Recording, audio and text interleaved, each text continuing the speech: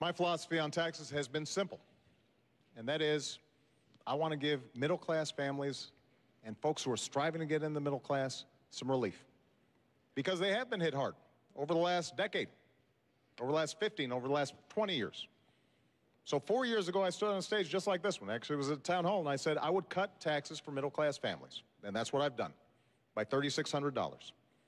I said I would cut taxes for small businesses, who are the drivers and engines of growth, and we've cut them 18 times.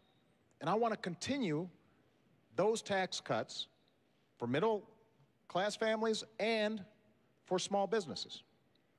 But what I've also said is, if we're serious about reducing the deficit, if this is genuinely a moral obligation to the next generation, then in addition to some tough spending cuts, we've also got to make sure that the wealthy do a little bit more.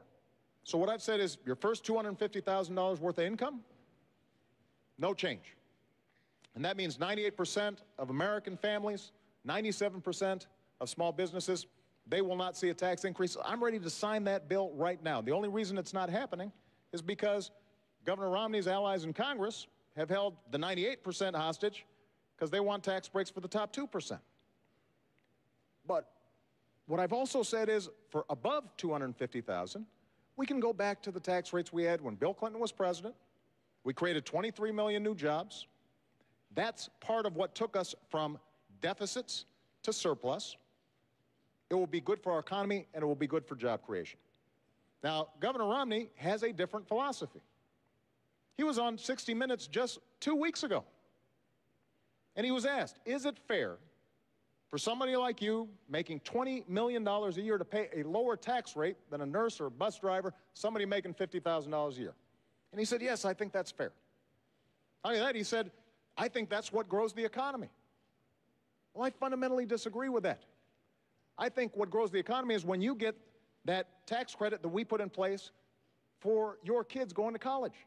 I think that grows the economy. I think what grows the economy is when we make sure small businesses are getting a tax credit for hiring veterans who fought for our country. That grows our economy.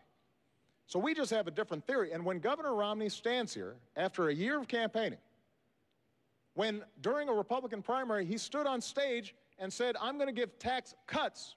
He didn't say tax rate cuts. He said tax cuts to everybody, including the top 1%. You should believe him, because that's been his history.